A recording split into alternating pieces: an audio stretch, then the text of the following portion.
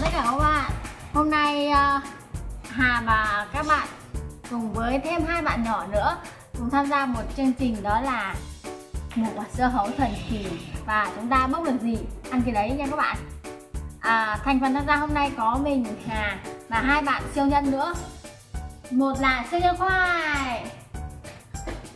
Xin cảm ơn. Tiếp nữa là bạn siêu nhân sắn. Chào các bạn chưa?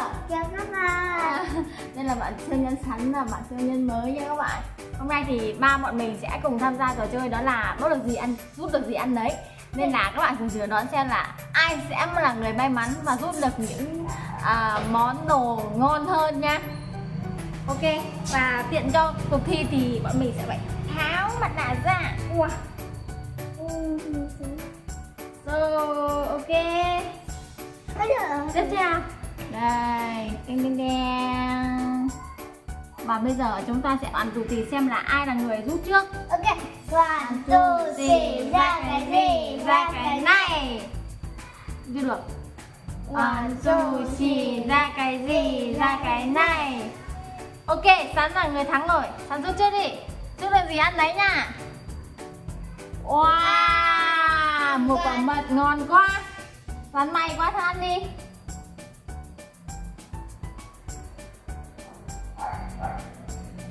Ngon không?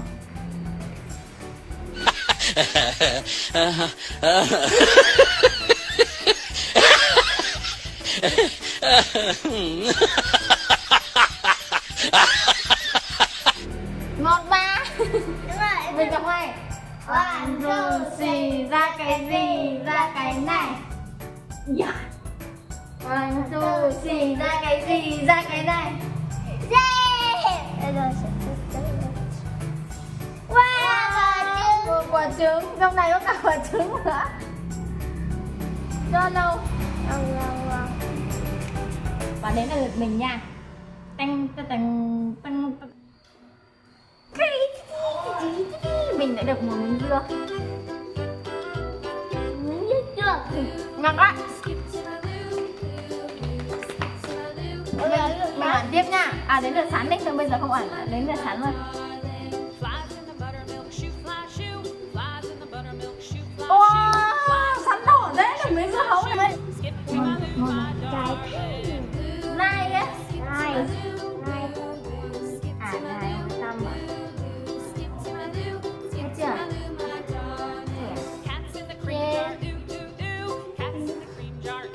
Tiếp theo, tưng tưng tưng.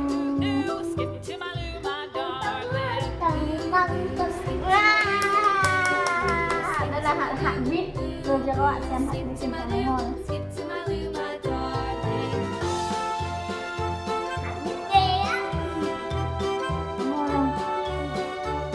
Ngon không? Ngọt không? Cái mặt kiểu không ngọt. Từ nãy đến giờ bạn Sắn thì rút được một lần dưa hấu và một lần quả mận, đúng không? 2 lần đều không có vấn đề gì cả. Mình thì rút được một lần là quả dưa chuột. Bạn Khoai thì rút được là một lần là quả trứng và một lần là hạt mít đã luộc. Còn mình còn một lần nữa, xem là mình sẽ rút được quả gì. Hy vọng là không có vấn đề gì. Nhanh lại xem mình rút. Được xoay không? Được xoay không? Được xoay nhá. Nước dưa hấu. Đúng rồi. Đây, để mình xoay.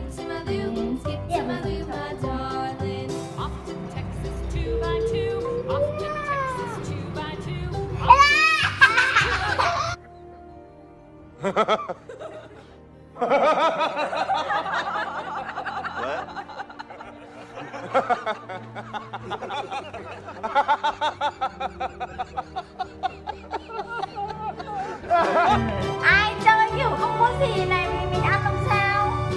Đây là mình. Đây là bạn Sắn mà. Ok. Bạn Sắn cùng.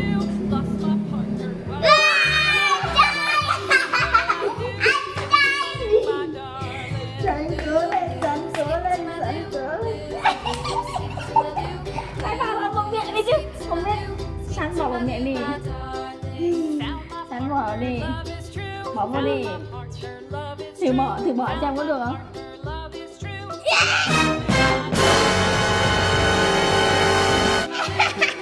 Đến được quay. siêu nhân khoai này. Siêu nhân ăn. Thôi, tiếp. Này siêu nhân khoai ăn đi này. Không. Siêu nhân mà không dám ăn. Đợi đấy để mình. Khoai ơi. Đợi đấy để mình. Khoai ơi ăn hết đi. Nhìn ta đây, nhìn ta đây, nhìn ta đây. Chanh.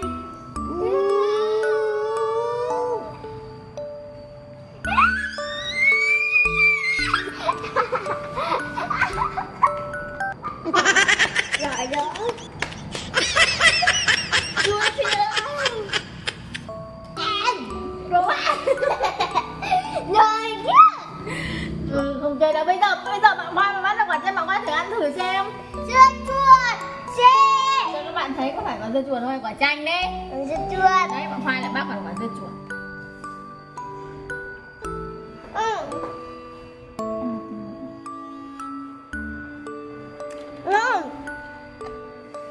Đấy. Quá. Bây giờ là sắn đấy. Bây giờ sắn bán không còn gì ăn còn đấy nhá, chứ mình ăn còn chanh chua quá. Trời. Sắn may quá lại được thêm một miếng dưa hấu nữa này. Ôi, sắn may đấy. Nêm.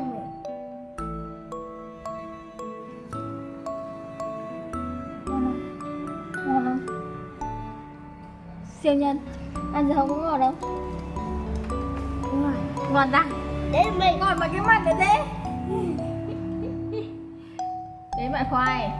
Từ bạn Bích. Bây giờ đến lượt mình nha. Con cần chọn cái nào được. Để mình ngó xem cái nào đã Khoai nha. Cái nào hả bạn Khoai? Cái này chắc chắn có này. Không. Nhưng mà chua lắm. Hôm nay quả chanh thì làm sao? Mình chọn lên cái cao nhất nha. Không có đâu. Khoai em hết rồi. Thế à? Biết là cả Khoai hết rồi. Thế mình chọn cái dưới này nha.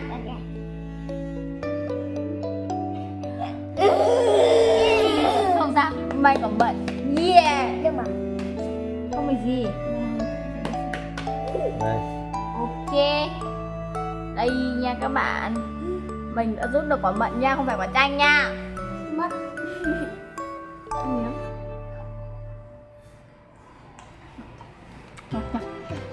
Ngọt nhau bạn. Lúc nãy các bạn này rồi sách. Đấy là bạn Khoai mà. Rồi sẵn đâu. Từ nãy đến giờ thì mỗi người rút được 3 lượt rồi. Bạn Khoai rút được những quả gì? Quả trứng. Quả trứng à? Hạt mít. Hạt mít. Quả gì nữa? Dưa chuột. Trứng chuột. Đúng rồi, bạn Khoai đấy là quả may rồi, không phải rút vào quả chua. Bạn Sán rút được những quả gì rồi? Bạn Sán rút được quả dưa, 2 miếng dưa hấu luôn nha.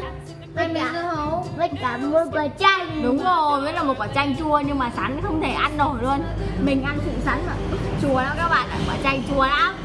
Còn mình thì rút được một lần một quả mận này, ăn phụ Sán quả chanh này, xong rồi quả gì nữa ta? Xong rồi quả gì nữa? Mình rút được quả gì? Quả mận rồi, ăn quả chanh rồi.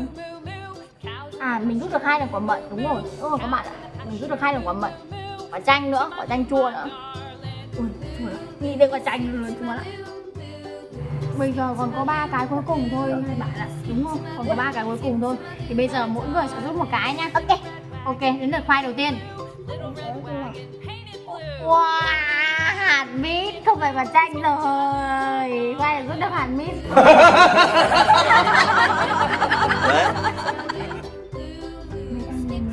Mình ăn một miếng nữa.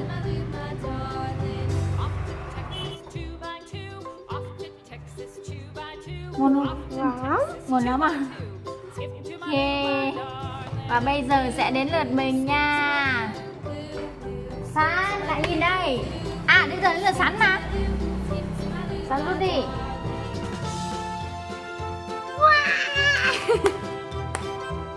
Không có gì. Bạn Sán rút được không có gì nha các bạn. Hết rồi. Hết rồi. Hết rồi, đúng rồi. Hết rồi, miếng này không có gì cả. Lượt này Sán bốc không có gì nha các bạn. Ai nhìn này. Sẵn bốc không được cái gì luôn. Wow, Hết rồi. hết rồi. Còn đây, Còn đúng hai cái. không, cái này là để cho đẹp thôi. Còn mỗi cái này thôi này. Đúng không? Cái này đến lượt mình nha các bạn. Cùng chờ đón xem mình sẽ giúp được gì lần này nha.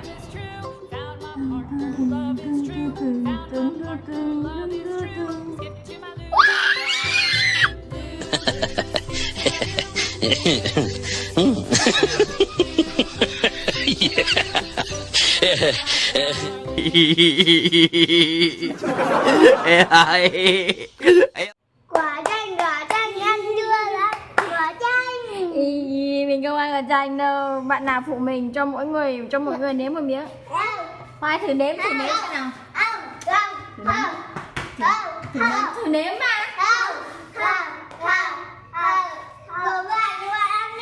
Của mình. Chùa lắm. Ăn đi, không thì bà hỏi được rồi. Ăn đi. Và phần thi của mình, cuộc thi của mình bọn mình đến đây là kết thúc rồi. Mọi người nhớ đăng ký kênh, like kênh và đón xem những tập tiếp theo của bọn mình nha. Xin chào.